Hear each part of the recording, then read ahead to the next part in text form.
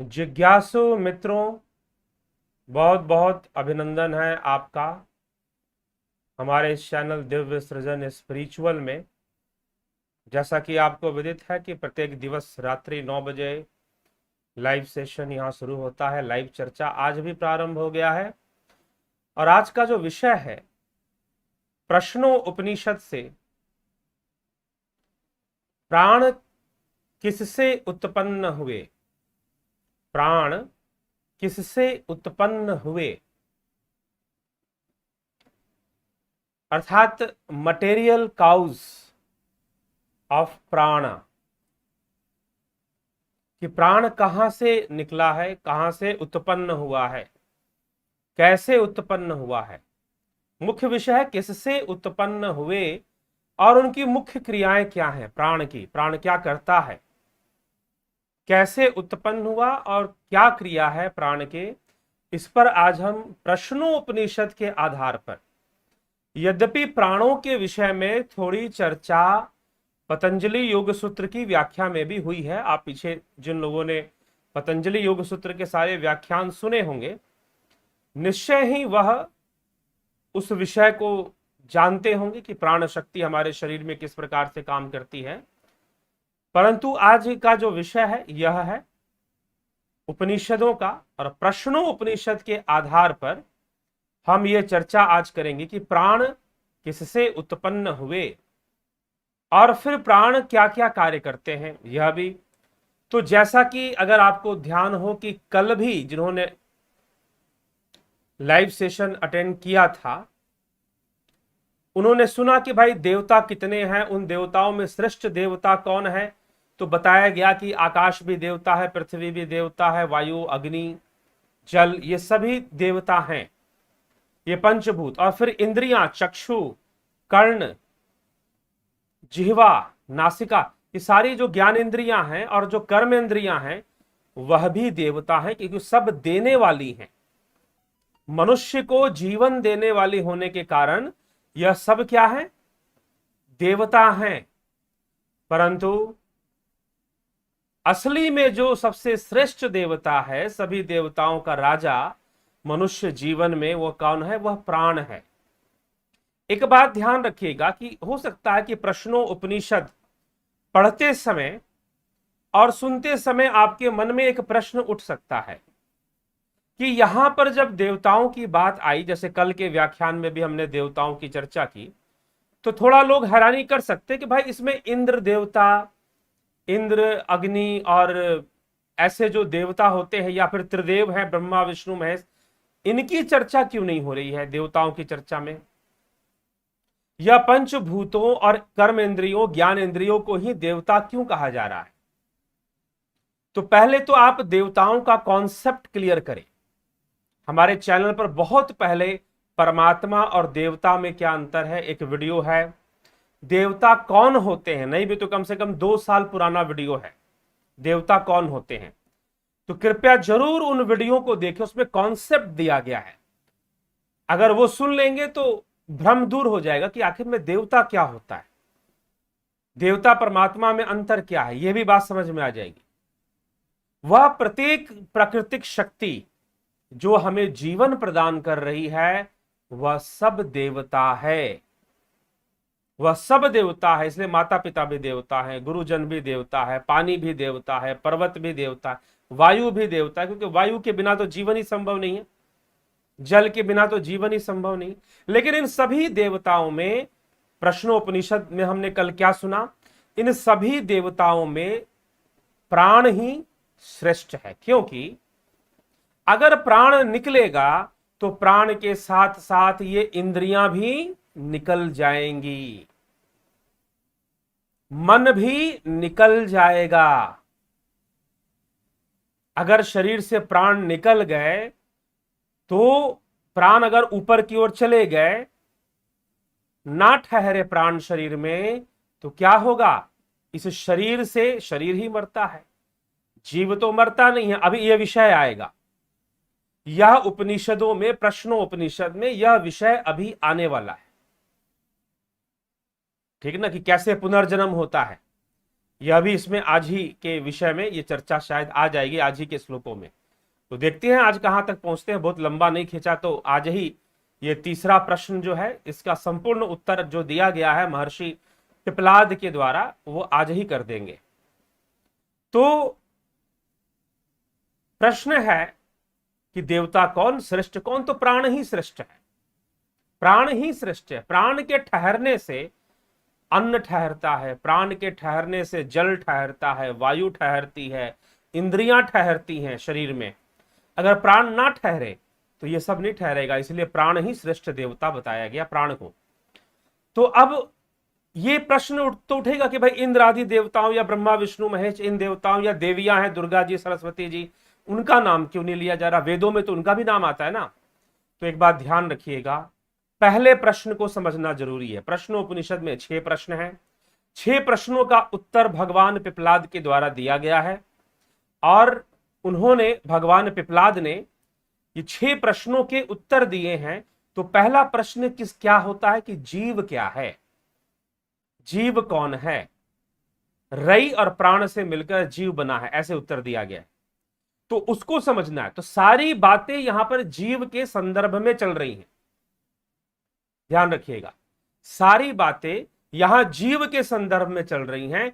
इसीलिए देवताओं का वर्णन करते हुए जिन देवताओं का जीव से सीधा संबंध है, जिन तत्वों का जीव से सीधा संबंध है, उन्हीं तत्वों को देवता कहते हुए भगवान पिपलाद बता रहे हैं और उनमें सबसे श्रेष्ठ प्राण को बता रहे हैं, क्योंकि प्राण निकलने से इंद्रियां शरीर में नहीं रह सकती। हां, इंद्रियां मरती नहीं, मन मरता नहीं, संस्कार मरते नहीं, कर्म मरता नहीं। यही तो भगवान श्री कृष्ण भी श्रीमद् भगवद गीता में कह रहे हैं। और यह कोई साधना के द्वारा अपने अनुभव से भी समझ ले सकता है, अपने अनुभव से भी वह समझ सकता है। ठीक है, तो भगवान पिपलाद अब समझा रहे हैं। अब तीसरा प्रश्न क्या है? 2 प्रश्न तो हुए ही थे और तीसरा प्रश्न में कौन सी चर्चा यहां प्रारंभ हो रही है, आज हम उस पर चर्चा करेंगे। तो मित्रों, तीसरा प्रश्न का श्लोक है, अथ हैनम कौशल्य शास्वलायन पप्रपक्ष भगवन् कृत एष प्राणो जायते कथमाशात्य मिन शरीर आत्मानं वा प्रविभज्य कथम प्रातिष्ठते केनोत क्रमते कथम बाह्य मभिधतते कथम अध्यात्म मिति। अर्थात अतः एनम कौसल्य आश्वालायनः भगवन एषः प्राणः कुतः जायते। उसके बाद इन प्रसिद्ध महात्मा पिपलाद से कौशल देशीय आश्वलायन ऋषि ने प्रश्न पूछा। ठीक है, प्रश्न पूछा। क्या प्रश्न? ये तीसरा प्रश्न है। क्या प्रश्न पूछा? भगवन, यह प्राण किससे उत्पन्न होता है? भगवन एषः प्राणः कुतः जायते, अर्थात यह प्राण किससे उत्पन्न होता है? अस्मिन् शरीरे कथम आयाति, यह शरीर में कहां से आता है? यह शरीर में कहां से आता है? तो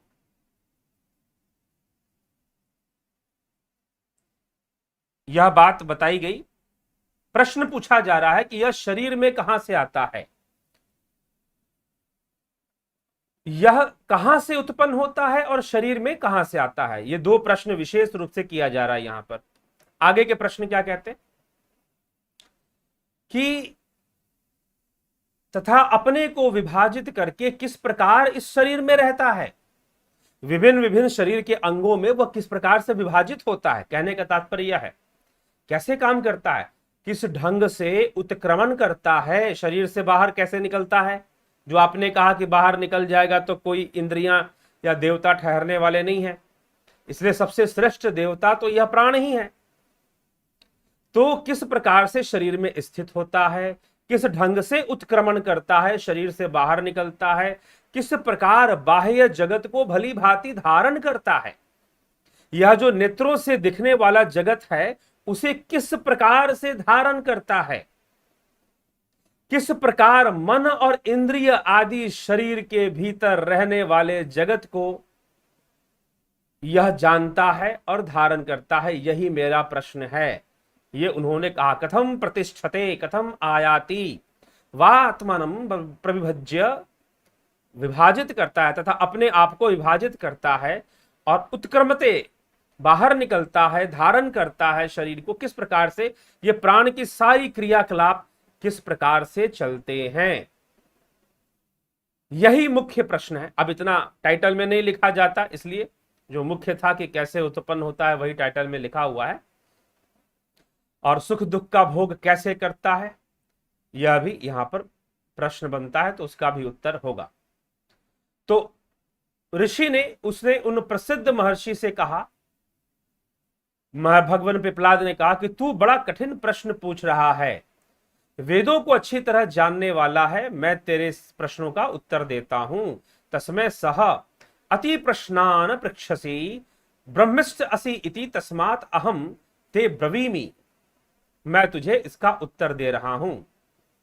तो आत्मन एष प्राणो जायते यथैषा पुरुषे छाये तस्मिन्ने तदा ततम मनोकृते नायात अस्मिन् शरीरे। अब यहां पर महर्षि पिपलाद उत्तर देते हुए क्या कहते हैं, यह प्राण आत्मनः जायते, एक लाइन में उन्होंने उत्तर दे दिया, एष प्राणः आत्मनः जायते यथा एष छाया पुरुषे तथा एतत् एतस्मिन् आततम अस्मिन् शरीरे मनोकृतेन। यह प्राण आत्मनः जायते, एष प्राण आत्मनः जायते, अर्थात यह प्राण किससे उत्पन्न हुआ है, आत्मा से उत्पन्न हुआ है। किससे उत्पन्न हुआ है, आत्मा से उत्पन्न हुआ है। यहां पर आत्मा जो शब्द है वो परमात्मा के लिए भी प्रयोग में आ रहा है, ये समझ लीजिएगा, लेकिन श्लोक के अंदर आत्मा शब्द का ही प्रयोग है। आत्मन एष प्राणो जायते, अर्थात यह प्राण आत्मा से उत्पन्न हुआ है। कैसे उत्पन्न हुआ है, किससे उत्पन्न, तो आत्मा से उत्पन्न हुआ, आत्मा तत्व से, जो मूल तत्व है, जो ब्रह्म तत्व है, वही परमात्मा है, इसीलिए कहा गया वह आत्मा से उत्पन्न हुआ है। यथा एष छाया, जिस प्रकार यह छाया पुरुष के होने पर होती है, उसी प्रकार यह प्राण आत्मा पर ही आश्रित है। अर्थात कहने का यहां पर एक उदाहरण छाया का लिया जा रहा है। छाया का उदाहरण क्यों लिया जा रहा है, क्योंकि जब तक कोई वस्तु नहीं है, आदमी नहीं खड़ा है, तब तक छाया नहीं बन सकती। तो जैसे छाया की निर्भरता, अगर आप सूर्य की रोशनी में खड़े हैं तो आपकी छाया बनेगी, शैडो बनेगा आपका। तो अब कई लोग बच्चे छोटे छोटे खेलने लगते हैं अपनी ही परछाई से, बच्चे अपनी परछाई का पीछा करेंगे, अपनी परछाई से खेलना शुरू कर देते हैं। तो वह जो परछाई है उसकी निर्भरता किस पर है, उसी व्यक्ति पर है जो कि धूप में खड़ा है, सूर्य की रोशनी में खड़ा है, उसी व्यक्ति पर उसकी निर्भरता। इसलिए प्राणों की निर्भरता आत्मा पर है। जैसे एक व्यक्ति और उसकी परछाई का संबंध है, वैसे ही आत्मा और प्राण का संबंध है। तो कहने का मतलब वो एक उदाहरण, एक उपमा के रूप में दिया जा रहा है ताकि आप उसका अर्थ समझ लें। समझना इसमें यही है कि जिस प्रकार से परछाई का अस्तित्व किसी व्यक्ति पर निर्भर है, उसके शरीर पर निर्भर है, वैसे ही प्राणों का अस्तित्व आत्मा पर निर्भर है। यह समझाने का प्रयास यहां किया जा रहा है। बिल्कुल एग्जैक्टली आत्मा और प्राण का वो संबंध ना माने, लेकिन यह निर्भरता वाली बात यहां समझाई जा रही है। तो उसी प्रकार आत्मा पर आश्रित है। इस शरीर में मन के किए हुए संकल्पों से आता है। अब इसको थोड़ा सा समझना है कि क्या कहा जा रहा है, कि मन द्वारा किए हुए संकल्पों से वह शरीर में, अब ध्यान से सुनिए, अब यहां पर एक रहस्य खोला जा रहा है कि भाई प्राण शरीर में कैसे पहुंच जाता है। क्या आत्मा ने शरीर में डाल दिया प्राण को? जी नहीं। कैसे आया ये शरीर के अंदर? मन के द्वारा आया। मन के, इसीलिए यहां पर मना कृतम आयात सह आयात, ऐसे प्रकार इस प्रकार से श्लोक में कहा जा रहा है। मनोकृतेन अस्मिन शरीरे मनोकृतेन आयाति, कि यह शरीर में मन के संकल्प से, मन के द्वारा लाया जाता है। मन ही, अब आप कहोगे कि भाई हमें तो भगवान ने जन्म दिया है, हमें तो परमात्मा ने जन्म दिया है, लेकिन उपनिषद कहते हैं कि नहीं, मन की शक्ति से यह प्राण शरीर में प्रवेश करता है। मन के संकल्प से, मन के अंदर जो संकल्प होते हैं उन संकल्पों से प्राण शरीर में प्रवेश करता है। अर्थात किस शरीर में प्रवेश करना है, प्राण की कोई इच्छा नहीं होती, प्राण की कोई इच्छा नहीं होती, मन के संकल्प से ही शरीर में प्रवेश प्राप्त करता है प्राण। अब इसे और आगे समझते हैं, आगे के श्लोक में क्या कह रहे तो और स्पष्ट होगा। यद्यपि तो मैं बोलकर सारा स्पष्ट कर दूं, परंतु श्लोकों के साथ स्पष्ट होने से आपका उपनिषद ज्ञान भी बढ़ेगा। और उपनिषद क्या कहते हैं, आप इन वीडियोस को सुनकर आप भी दूसरों को सुन सकते हैं। सुने और धर्म का प्रचार करें, खुद भी सुने, जाने और दूसरों को भी समझाएं तो और अच्छी बात। तो मन के संकल्प से प्राण शरीर में प्रवेश करता है, यह बात साफ कही जा रही। आगे पढ़ते हैं।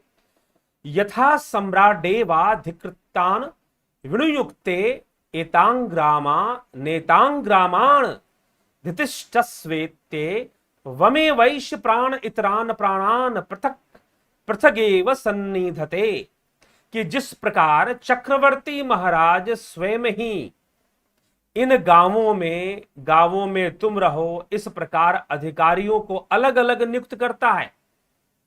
सम्राट क्या करता है, आज भी सरकार बनी है ना, सरकार बनी है, केंद्र सरकार है, राज्यों में नियुक्ति करती है, अधिकारियों की नियुक्ति करती है, जजों की नियुक्ति करती है, पंचायत फिर में इलेक्शन होता है, वहां पर चुने जाते हैं कुछ मुखिया, कुछ सरपंच, हाँ, और उनको फिर फंड देना, उनको क्या काम करना है उनको इंस्ट्रक्शन देना, सरकार, केंद्र सरकार, राज्य सरकार उन तक पहुंचाती है।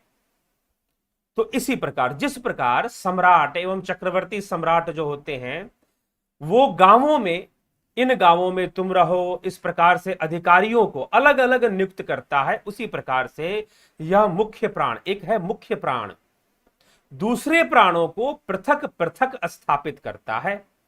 जो जो आश्वल्य ऋषि का प्रश्न है उसका उत्तर भगवान पिपलाद यहां पर दे रहे हैं कि मन के संकल्प से शरीर में प्रवेश करता है और फिर प्राण जो है अलग अलग विभाजन, उसका डिपार्टमेंट चेंज हो जाएगा। जैसे कि 5 प्राण वायु, अपान वायु, व्यान वायु, उदान वायु, समान वायु, 5 प्राणों की चर्चा इस प्रकार से आती है। तो अलग अलग इनके कार्य होते हैं, इस प्रकार से कार्य करते हैं। तो बहुत ही गूढ़ और सही पूछिए जो अध्यात्म का जिज्ञासु है उसके लिए अत्यंत रुचिकर विषय है ये प्राणों का यह रहस्य। आगे महर्षि कहते हैं, पायुपस्थे अपान चक्षुश्रोते मुखनासिकाभ्याम प्राण स्वयं प्रातिष्ठते मध्ये तु समानः एष हेत अद्भुतम मनम समम नयति तस्मादेता सप्तार्चिशो भवन्ति।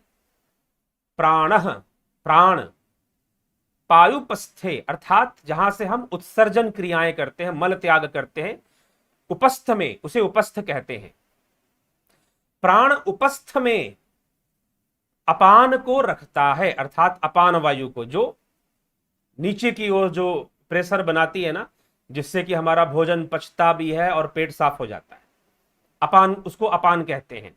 जो उपस्थ में जो प्राण कार्य करता है उसे अपान कहते हैं। प्राण पायुपस्थे, उपस्थ मतलब मल द्वार की बात, या फिर हमारी जो मूलाधार चक्र जहां स्थित होता है वहां से वो कार्य करता है, वो शक्ति काम करती है प्राण की अपान के रूप में।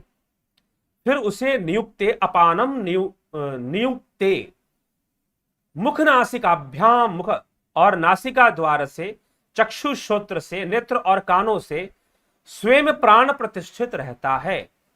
तू मध्य और शरीर के मध्य भाग में समान, क्या कहा गया, समान, स्वयं, स्वयं यहां पर शब्द लिखा है, स्वयं मुख नासिकाभ्याम मतलब मुख और नासिका, चक्षु और श्रोत मतलब कि ये जो हमारी ज्ञान इंद्रियां जो यहां पर हैं इनमें स्वयं स्वयं प्राण रहता है। मतलब कि मिनिस्टर यहां बैठा हुआ है, prime minister, head of the जो कैबिनेट, ठीक है, वो यहां बैठा हुआ है, प्राण जो है, और फिर वो डिवीजन कर देता है अपनी शक्तियों का। ठीक है, जैसे एक डिपार्टमेंट दे देता है सबको अलग अलग। तो जो मूल का जो उपस्थ का जो गुदा द्वार का जो मूल है, वहां पर अपान बैठ गया, स्वयं वो यहां पर बैठ गया, चक्षु श्रोत और ये जो मुख नासिका जो है इसमें स्वयं बैठ गया तू मध्य, और शरीर के मध्य भाग में समान, शरीर के मध्य भाग में कौन सा बैठता है? समान, समान वायु उसे हम कहते हैं, ठीक ना। तो समान के रूप में प्राण वहां पर बैठता है, इस प्रकार से लिखा गया मध्य भाग में। और फिर लिखा जा रहा है एतम हुतम अन्नम हवन समम नयति, तो इस प्राण अग्नि में किए हुए अन्न को समस्त शरीर में यथा योग्य पहुंचाता है, उससे ये 7 ज्वालाएं प्रकट होती हैं। 7 ज्वालाएं प्रकट होने की बात यहां पर कही जा रही है। तो अलग अलग में अपान, व्यान, समान, ये सारी अग्नियां जो है, प्राण जो है, काम करती हैं। तो अन्न के सारभूत रस से ही इस शरीर में 7 ज्वालाएं समस्त विषयों को प्रकाशित करने वाले 2 नेत्र, 2 कान, 2 नासिकाएं, 1 मुख, रसना, ये 7 द्वार उत्पन्न होते हैं। कौन कौन से 7 द्वार? 2 नेत्र, 2 नासिकाएं, 1 मुख रसना, ठीक है, और 2 कर्ण, इस तरह से ये हो गए 7, इनको 7 कहा जा रहा है। तो हृदय हेश आत्मा अत्रय दे देश देक शतम नाड़ीनाम तासाम शतम शतमेकैकस्याम द्वासप्त द्वासप्तति प्रति शाखा नाड़ी सहस्राणि भवन्त्याशु व्यानश्चरित व्यानश्चरति व्यानश्चरति, व्यान वायु के बारे में अब यहां बताया जाए कि ऐसे ही जीवात्मा के हृदय देश में, इसमें यह मूल रूप से 100 नाड़ियों का समुदाय है। उनमें से नाड़ी में से 100 शाखाएं हैं, 72 हजार प्रति शाखा नाड़ियां होती हैं, और इनमें व्यान वायु विचरण करता है। तो व्यान वायु चारों तरफ विचरण कर रहा है, हमारे शरीर में चारों तरफ व्यान वायु विचरण कर रहा है। नाड़ियों के अंदर, नाड़ियों के अंदर चारों तरफ व्यान वायु विचरण कर रहा है। कितने? 72 हजार नाड़ियों की बात की जा रही है। क्या कहा जा रहा है कि पहले कि 101 नाड़ियों का समुदाय है, फिर उसमें एक एक नाड़ी के 100 शाखाएं हैं, एक नाड़ी की 100 शाखाएं हैं, फिर उसमें प्रत्येक शाखा जो नाड़ी है उसकी 72 और शाखाएं आ जाती हैं, प्रति शाखा, जिसे प्रति शाखा कही जा रही है। फिर 1000 प्रति शाखा नाड़ियां होती हैं, जिनसे कंप्लीट नाड़ियों की संख्या कितनी हो गई? 72,000। 72,000 के आसपास नाड़ियों की संख्या इस प्रकार से जाती है। तो ये वर्णन इसमें, उसमें कौन घूम रहा है? तो प्राण ने वह डिपार्टमेंट किसको दे दिया? व्यान को। तो व्यान वायु जो है, व्यान रूपी ऊर्जा जो है उसमें भ्रमण कर रही है। तो यह सब कंट्रोल प्राणों से ही हो रहा है, प्राण रूपी एक केंद्रित शक्ति से हो रहा है। अगले श्लोक में महर्षि कह रहे हैं अथे करयोध्व उदानः पुण्येन पुण्यम लोकम नयति पापेन पापा मुमभ्यामेव मनुष्य लोकम। तथा जो एक नाड़ी है, अब महत्वपूर्ण नाड़ी, जिसका महत्व बहुत अधिक महत्व, जिसका महर्षि पतंजलि ने भी अपने योग सूत्र में लिखा है। महर्षि पतंजलि ने 5 प्राणों का वर्णन पूरा नहीं किया है, बस एक ही का वर्णन किया है, जिसका वर्णन अब महर्षि पिपलाद यहां पर कर रहे हैं। क्या कह रहे हैं? अथ एकया, तथा जो एक नाड़ी है उसके द्वारा उदानः ऊर्ध्व, उदान वायु ऊपर की ओर विचरता है, वह पुण्य कर्मों के द्वारा मनुष्य को पुण्य लोक में ले जाने वाला वायु है। उदान वायु, उदान वायु बिगड़ने से डिप्रेशन होता है, उदान वायु बिगड़ने से मानसिक रोग पैदा होते हैं, उदान वायु बिगड़ने से क्या होगा? मानसिक रोग पैदा होते हैं। उदान वायु बिगड़ने से और क्या होगा?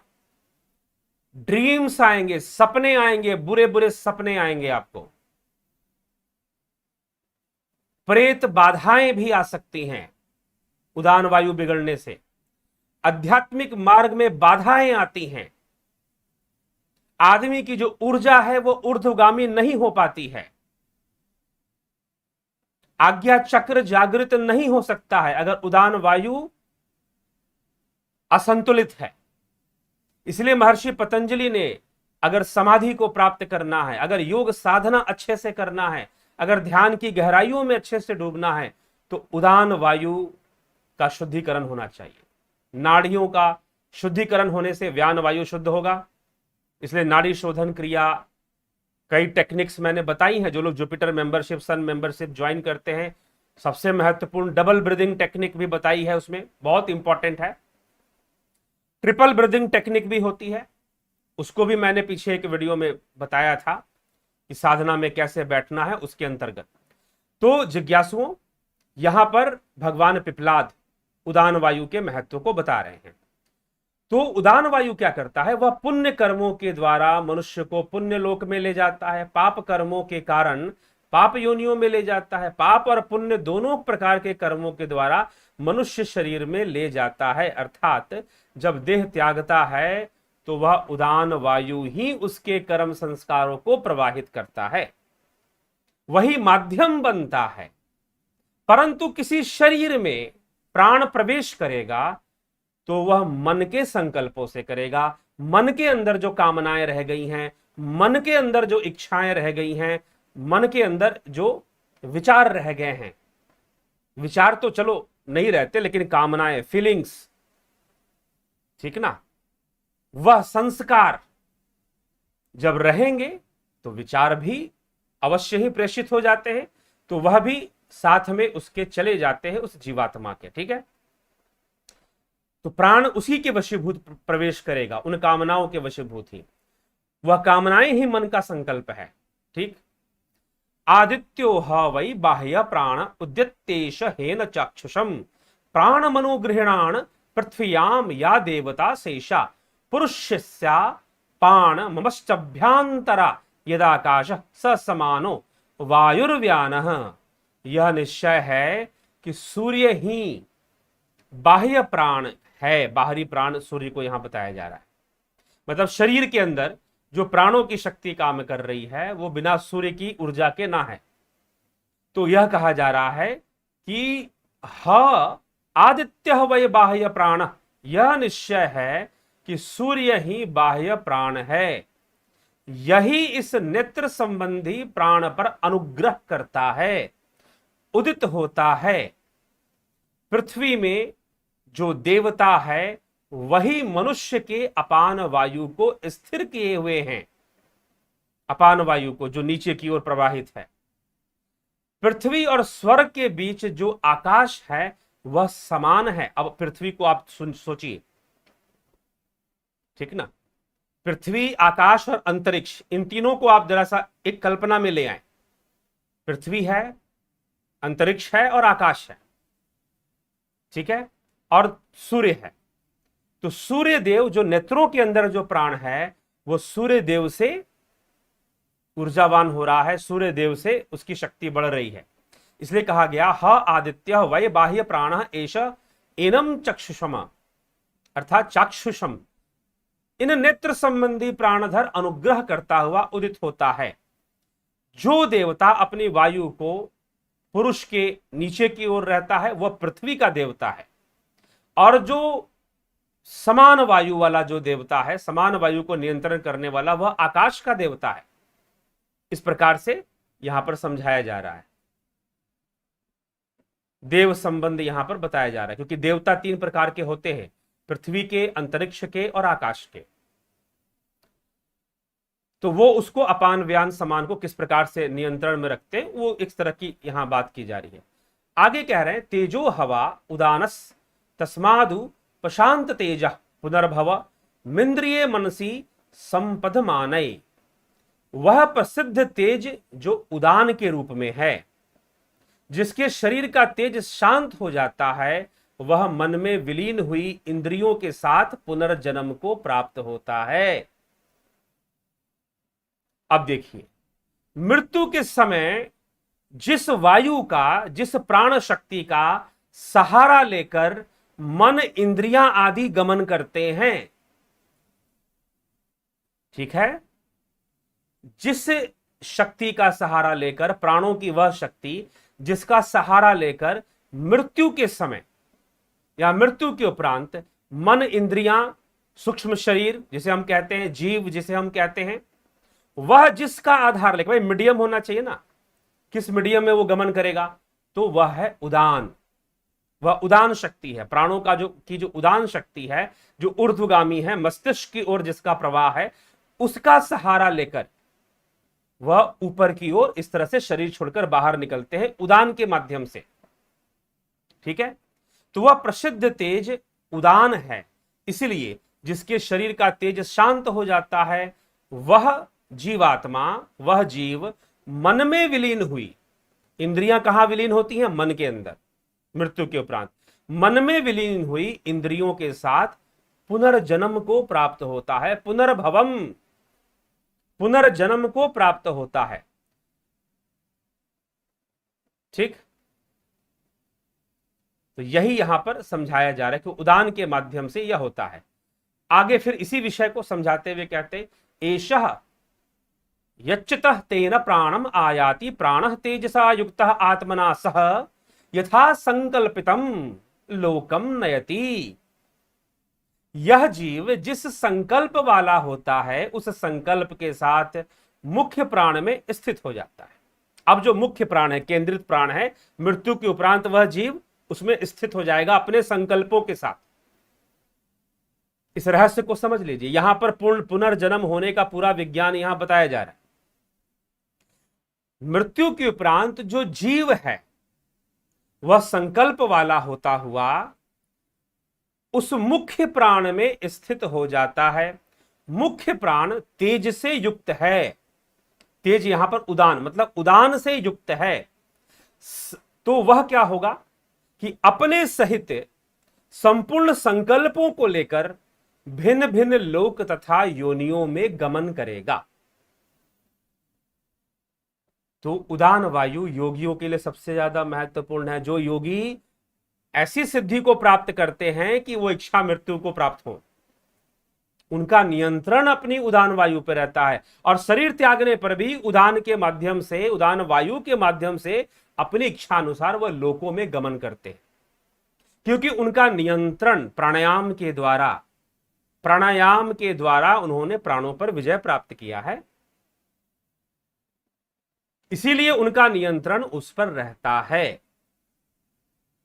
लेकिन साधारण मनुष्य जो माया के वशीभूत है, जो सांसारिक विचारों के वशीभूत है, जब उसकी मृत्यु होगी तो वह मन में निहित, जीवात्मा के मन और इंद्रियों में निहित जो संकल्प है, उसके वश में होने के कारण उसके वश में वो गमन करेगा, उसी योनि में जाएगा जहां उसका संकल्प ले जाएगा। तो यह बात सिद्ध होती है, अंतकाल जो लक्ष्मी सुमरे ऐसी चिंता में जो मरे, सर्प योनि बलि बलि उतरे। अंतकाल जो मंदर सुमरे ऐसी चिंता में जो मरे, प्रेत योनि बलि बलि उतरे। जैसा संकल्प होगा, यही श्री कृष्ण कहते हैं, भगवान श्री कृष्ण श्रीमद् भगवद गीता में, ठीक ना। यम यम वापि स्मरन भावम तिष्ठन्ते कलेवरम तम तमे वेति कौन्तेय सदा तद्भाव भावित। कि जो जो जैसे जैसे जिस प्रकार से कामना रखते हुए देह का त्याग करता है, भावनाओं को रखते हुए, यहां पर भावना रखना मतलब संकल्प रखना, जो जैसे जैसे भावनाओं को संकल्प के साथ देह त्याग करता है, उसी संकल्प को प्राप्त हो जाता है। लेकिन यहां पर प्रश्नोपनिषद में एक एक परत को हटाकर, परतों को हटाकर इसका उत्तर दिया जा रहा है, ठीक है। तो ये इसकी अद्भुत विशेषता है प्रश्नोपनिषद की। तो महर्षि पिपलाद कह रहे हैं कि कैसे जीवात्मा जिस संकल्प वाला होता है, उस संकल्प के साथ मृत्यु के बाद मुख्य प्राण में स्थित हो जाता है। मुख्य प्राण तेज से युक्त होकर उदान रूप होने के कारण अपने सहित उसके संकल्पा अनुसार भिन्न भिन्न लोकों अथवा योनियों में ले जाता है। जैसे उसके संकल्प होंगे, जैसे उसके कर्म संस्कार संकल्प, सबका जैसा मिश्रण और सबका जो प्रभाव होगा उसी प्रभाव के अनुकूल वह जीव नई योनि में प्रवेश करेगा, उसका पुनर्जन्म होगा। ठीक है, यह बात यहां पर कही जा रही है और यह अनुभव का विषय है। साधना करेंगे अच्छे से, ध्यान करेंगे अच्छे से, तो इनको अनुभव कर पाना कोई कठिन नहीं है। आगे कहा जा रहा है, यह एवं विद्वान प्राणम वेदना हास्य प्रजाहीयते अमृतो भवति तदेश श्लोकः।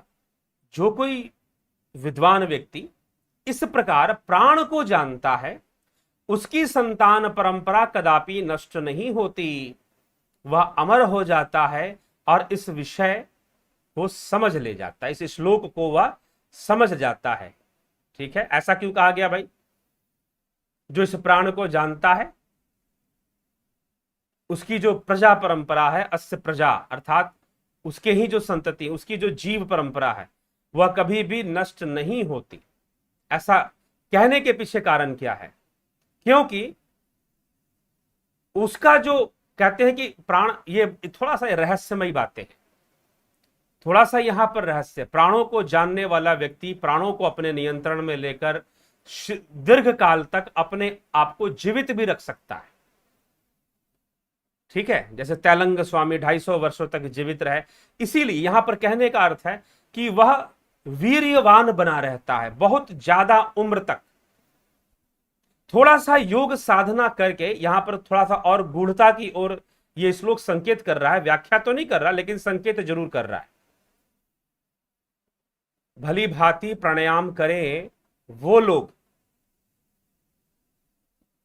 लोग भली भांति प्राणायाम करना चाहिए, उन्हें साधना भी करनी चाहिए, उन्हें भोजन के ऊपर भी थोड़ा सा अच्छे से अगर करें, बहुत ज्यादा मिर्च मसालों वाला भोजन में थोड़ी सी कमी कर दें और प्राणायाम साधना अच्छे कर दें, तो अगर वो ऐसी समस्या से अगर वो जूझ रहे हैं जिसको हम नपुंसकता के नाम से जानते हैं, जिसमें कि शुक्राणुओं की संख्या उनके शरीर में कम हो जाती है, बहुत कम हो जाती है, जिससे कि वो नपुंसक की कैटेगरी में गिने जाते हैं, फिर आ जाते हैं एक तरह से।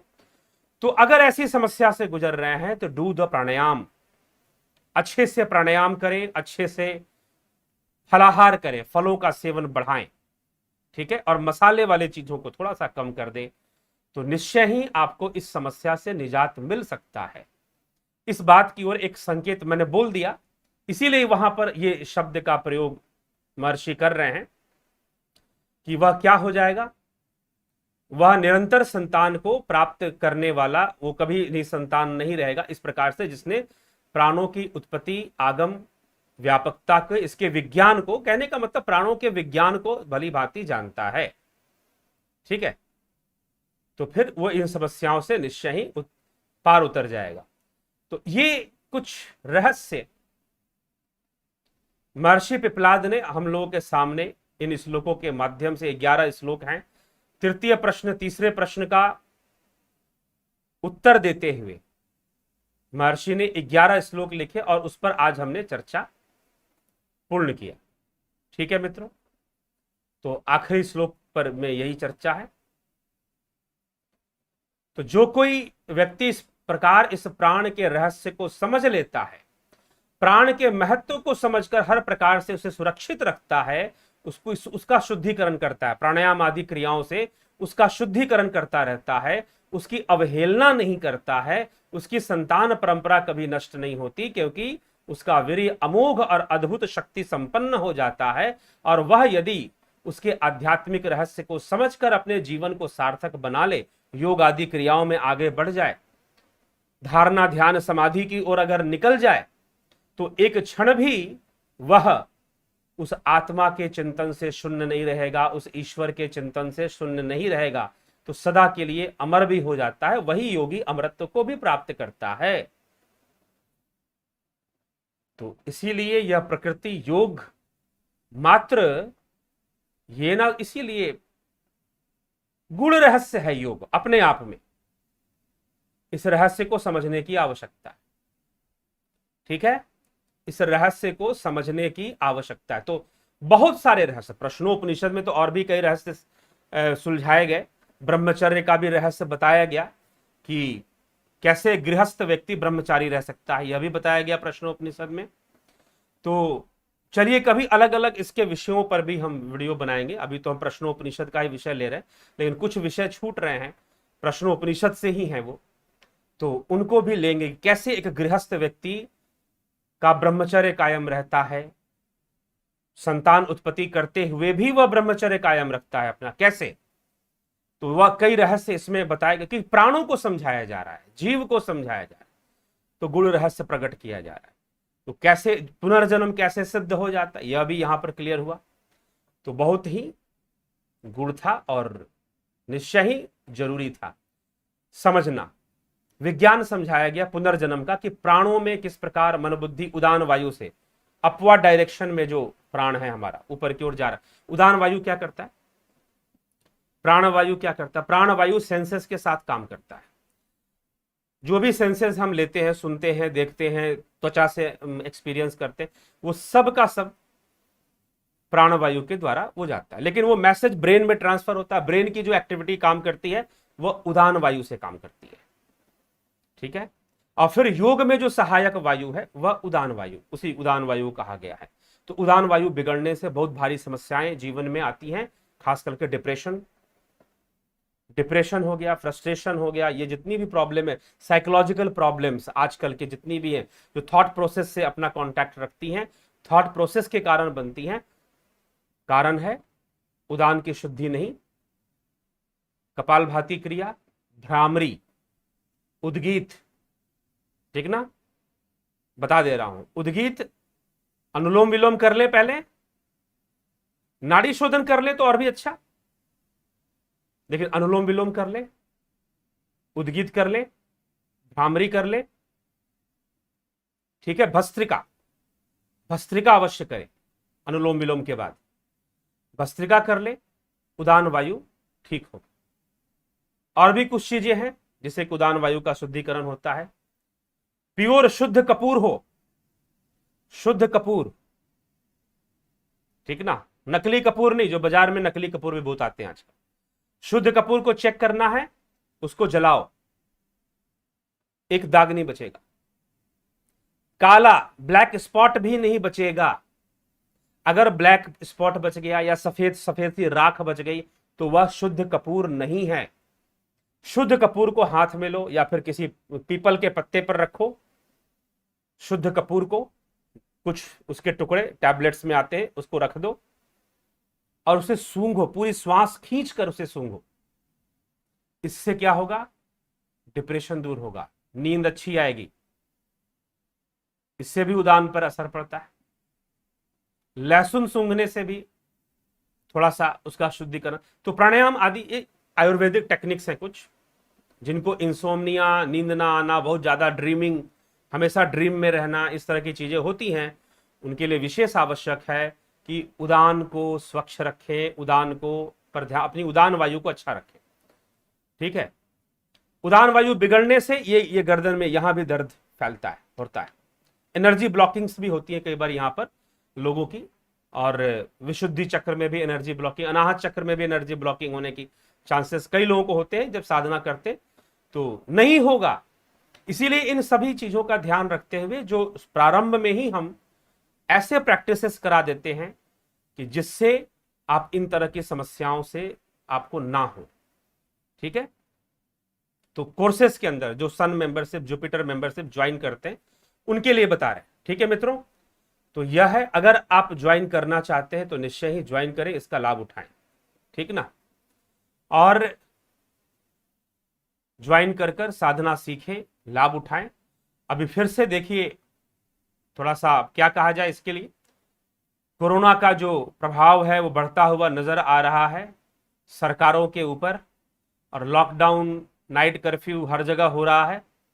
नहीं तो इस वर्ष पूरा विचार था, क्या विचार था, कि जगह जगह दूसरे शहरों में शिविर होंगे, कैंप होंगे, दिल्ली में, मुंबई में, पूना में, ठीक ना, कोलकाता में, गुवाहाटी में, ऐसे विचार था। लेकिन लग नहीं रहा कि इस वर्ष भी हो पाएगा, और मामला फंसने वाला है निश्चय ही। अब दिल्ली में भी नाइट कर्फ्यू शुरू हो गया है, तो ऑनलाइन प्रोग्राम को ही बेहतर बनाया जाएगा, उस पर ही ज्यादा ध्यान दिया जाएगा। इसको किया जाएगा। और ये देखिए एक वेबसाइट है, ये आप देख पा रहे हैं, यह जो ऊपर में लिंक दिया गया है, आपको एक एड्रेस दिया www.dsssociety.com। आप जरूर इस पर विजिट करें। अब इस वेबसाइट के माध्यम से आपको कई अपडेट्स मिलेंगे, यहां तक कि मेंबरशिप जो लेते हैं लोग, इस वेबसाइट के मीडियम से भी आपको मेंबरशिप मिलेगा। सन मेंबरशिप, जुपिटर मेंबरशिप, साधना के लिए, मेडिटेशन कोर्सेज के लिए, transcendental meditation courses, guided meditation courses, spiritual healing techniques, इन सब के लिए अभी इस पर अपडेट नहीं आया है अभी, लेकिन आप पहले से अगर विजिट करते हैं, इसको इससे जुड़ जाते हैं तो इस वेबसाइट से, तो अभी इस वेबसाइट में और डेवलपमेंट होना बाकी है। तो इस वेबसाइट में आपको मेंबरशिप ज्वाइन करना इसी में होगा, आपको फॉर्म आप फिलअप करना होगा और मेंबरशिप आपको ज्वाइन करना होगा, ठीक है। तो इसीलिए मैंने आज इस वेबसाइट को आपको सामने ले आया ताकि इसका लिंक, तो www.dsssociety.com, बीच में DSS-society.com ऐसे इसका एड्रेस है फिलहाल। अगर इसमें कभी बदलाव आता है डोमेन नेम में तो वो बताया जाएगा वो, ठीक है।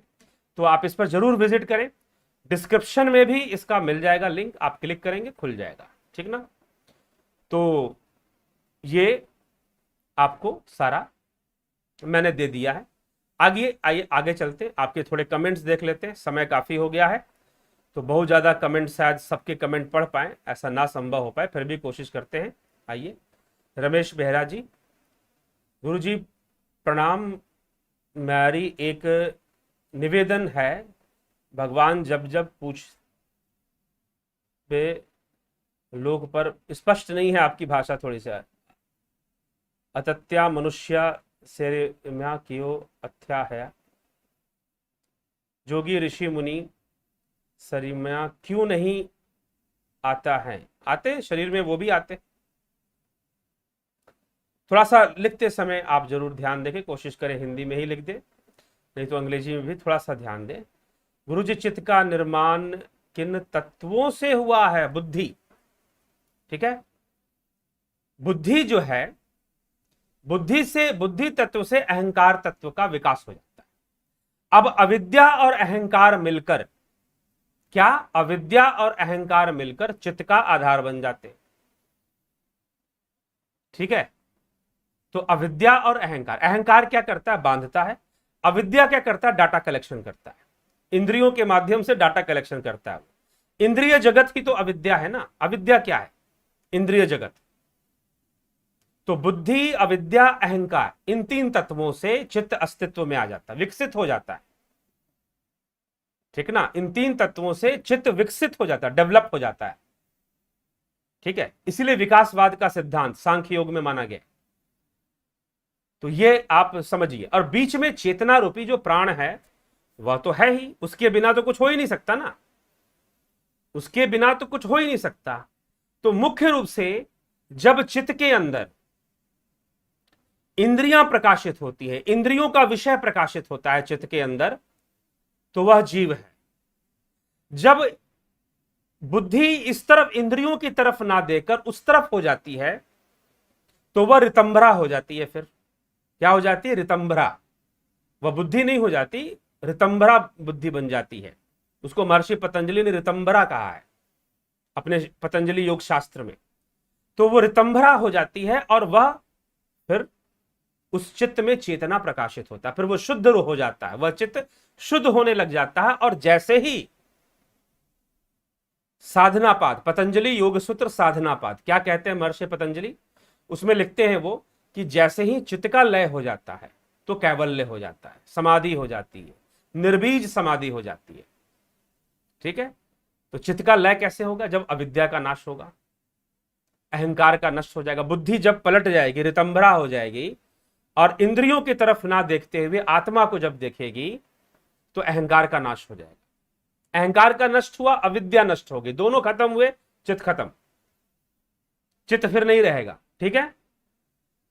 यह योग सूत्र की व्याख्या है। गुरुजी श्रीमद् भागवत गीता में कहा गया कि प्रकृति और पुरुष अनादि हैं, तो प्रकृति पुरुष में लय होता है, ऐसा क्यों कहा जाता है, कृपया बताएं। कहां कहा जाता है, कौन कह रहा है कि प्रकृति पुरुष में लय हो रहा है, ऐसी तो कोई व्याख्या नहीं की जा रही कि प्रकृति पुरुष में लय हो रहा हो। ठीक है, सच्चाई क्या है कि जो अनादि तत्व है वो एक ही है, वो एक ब्रह्म ही है, वही आत्मा है। इसीलिए कहा गया ना कि रई और प्राण भी आत्मा से पैदा हुए, उत्पन्न हुए। प्रश्नोपनिषद में यह विषय आया, रई और प्राण भी आत्मा से ही उत्पन्न। तो वो उसी का दो अभिव्यक्तियां हैं, जड़ और चेतन कुछ अलग नहीं है, उसी ब्रह्म की ही दो अभिव्यक्तियां हैं, सब उसी में लय होते हैं। चेतना उसका शुद्ध रूप मान लिया जाता है बस। तो इसलिए यह मत कही कि पुरुष प्रकृति अनादि, तो है ही वो अनादि, क्योंकि ब्रह्म अनादि है। जब ब्रह्म अनादि है तो प्रकृति पुरुष भी अनादि ही रहते हैं। ठीक है, लय क्या होता है? प्रकृति पुरुष का अस्तित्व शरीर में हमें दिख रहा है, बाह्य जगत में दिख रहा है, लेकिन जैसे जैसे हम आत्मा को जानते हैं तो अंत में एक आत्मा का ही अस्तित्व बचता है।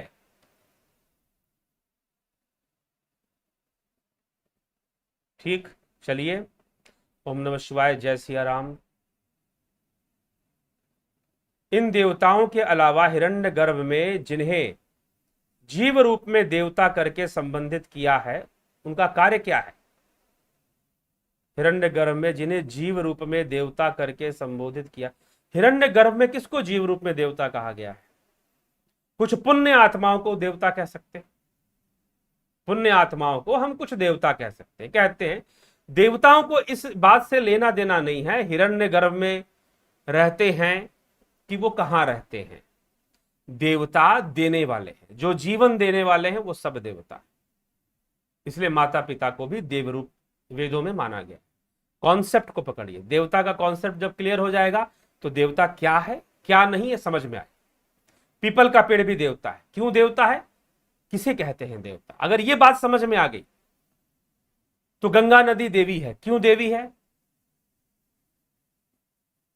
विश्व की सबसे उपजाऊ भूमि, विश्व की सबसे उपजाऊ भूमि गंगा का मैदान माना जाता है। ठीक है ना, गंगा का मैदान को कहा जाता है, गैंगटिक प्लेन को कहा जाता है। तो गंगा नदी देवी क्यों है, हिमालय देवता क्यों है, सूर्य देव क्यों है, चंद्र देव क्यों है, गुरु भी देवता क्यों है, माता पिता भी देवता। कॉन्सेप्ट को समझ लीजिए देवताओं को, फिर कहिए कि देवता कौन है। तो अगर हिरण्यगर्भ से कोई हमें देने वाला बनता है तो वो देवता है। ठीक है, तो बस इतना ही कहा जा सकता है इस विषय में।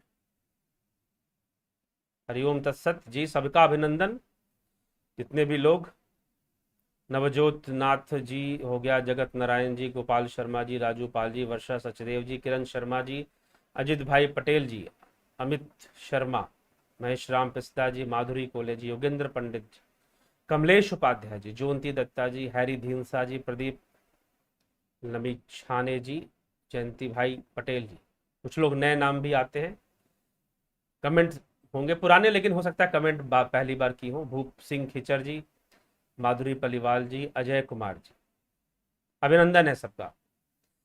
भोलेनाथ अपने पास जी, हाँ, रचना जी, राम गोपाल बतकुर जी, सुभाष कुमार जी, श्रुति चैनल, प्रत्युषा पवार जी,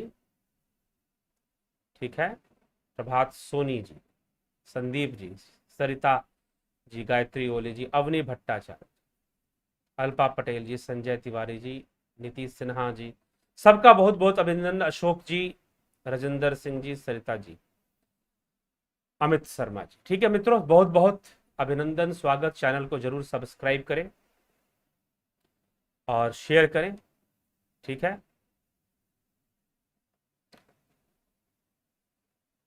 क्या ब्रह्मा विष्णु महेश भी देवता है? जी हाँ, देवता है। हाँ, 24 अवतार का वर्णन, हाँ, सिद्धों का अवतार होता है निश्चय ही। ये एक अलग विषय है, कभी और आएंगे तो बताएंगे खोलकर अवतारवाद में। कुछ सिद्ध भक्तिवान संत कहते हैं कि नाम जाप से वैकुंठ आदि लोग शाश्वत समय के लिए प्राप्त होते हैं, और योगी कहते हैं कि वो मुक्ति शाश्वत नहीं है। इस पर कुछ बोलिए। जी हाँ, सुनिए ध्यान से।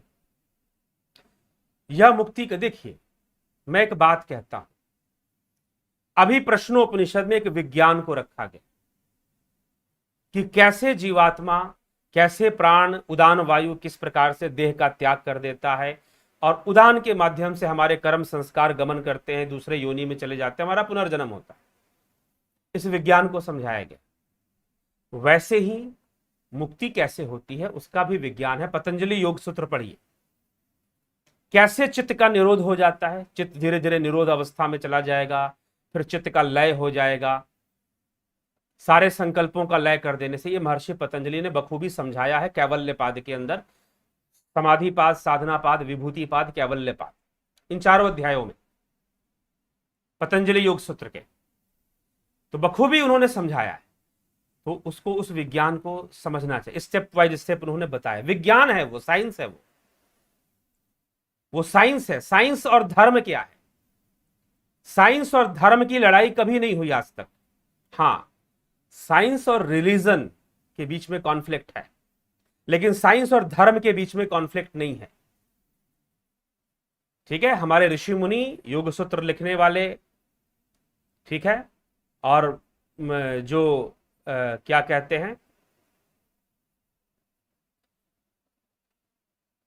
यह चीज जो है, योग सूत्र लिखने वाले हमारे ऋषि मुनि और दूसरे विज्ञान लिखने वाले हमारे ऋषि मुनि जो हैं, वो वैज्ञानिक थे। उन्होंने अनुसंधान किया था, इसलिए उनकी भाषा इंफॉर्मेटिव होती है, इंस्ट्रक्टिव नहीं होती है। आप उपनिषद सुन रहे हैं ना, कोई आज्ञा नहीं दी जा रही है, सूचना दी जा रही है कि ये बातें हैं। अनुसंधान कर कर ऐसा ऐसा देखा गया है योगियों के द्वारा कि उदान वायु के माध्यम से हमारी इंद्रियां, मन उसमें स्थित होकर कर्म संस्कारों के साथ गमन कर जाती हैं। ठीक है, उदान वायु के माध्यम से। ये योग का विज्ञान है जो महर्षि पतंजलि लिख रहे हैं। ठीक है, ईसाइयों का गॉड, मुस्लिम का अल्लाह, तो सनातन धर्म का परमात्मा कौन? कर दी ना गड़बड़? यही तो समस्या है। गॉड अल्लाह से मुक्त हो जाओ, अहम ब्रह्मास्मि ही सब कुछ है, आत्मा ही सब कुछ है, एक ही तत्व है। आत्मा से ही प्राण निकला है, अभी बताया गया, प्राण की उत्पत्ति हुई है। ठीक, तो उपनिषदों के श्लोक जो हैं, आत्मा, आत्मा शब्द का ही प्रयोग सर्वाधिक करते हैं। शायद कहीं श्लोक में परमात्मा आ गया हो, आएगा तो पता चलेगा, देखिए। तो लेकिन आत्मा पर ही पूरा ध्यान है। आत्मा और ब्रह्म, दो ही शब्दों का इस्तेमाल उपनिषद करते हैं, आत्मा और ब्रह्म, तो वही श्रेष्ठ है। ठीक है, तो वो जो अब्राहमिक थॉट है, वहां पर किसी पराई शक्ति को अपना समर्पण देना है। जो आध्यात्मिक थॉट है, जो सनातन थॉट है, उसमें आत्मा को जानना है। आत्मा को मतलब स्वयं को जानने की पूरी प्रक्रिया है। ठीक, यह इसका विषय। गुरुजी, हमारा अंतिम समय आने के पहले से ही प्रत्येक समय परमात्मा को ध्यान करना उचित है क्या? कोई पापी आदमी परमात्मा को सदा प्रत्येक समय ध्यान करते करते अंतिम समय में परमात्मा की शरण मिल जाता है? ऐसा नहीं हो सकता ना, ऐसा संभव नहीं है। जिसका मन पाप में लिप्त है, तो जो जिसमें मन लिप्त है वही उसका संकल्प है। ढोंग करने के लिए वो परमात्मा का नाम ले ले तो बात अलग है। भाई, मैं जो कर्म कर रहा हूं, अगर वो पाप कर क्यों रहा है, प्रश्न है कि पाप क्यों कर रहा है? क्योंकि उसका संकल्प पापी है, इसलिए पाप कर रहा है।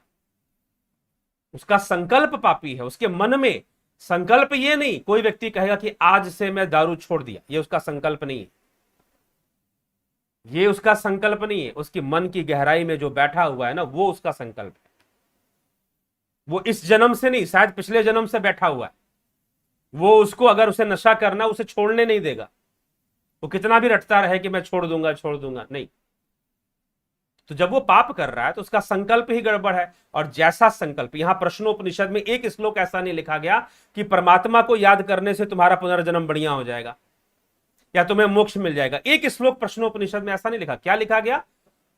संकल्प। मन के अंदर जैसी भावनाएं हैं, जैसे संकल्प हैं, उदान वायु के माध्यम से मृत्यु के बाद वो गमन करेंगे, उदान के माध्यम से, और फिर अगले शरीर में प्रवेश करेंगे।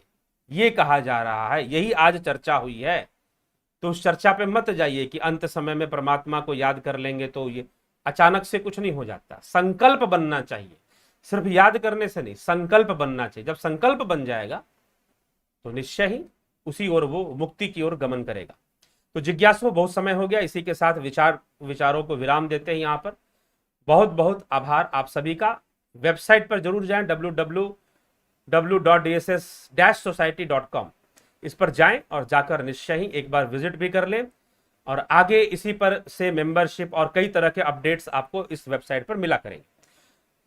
विराम देते हैं इसी के साथ। बहुत बहुत आभार आप सभी का।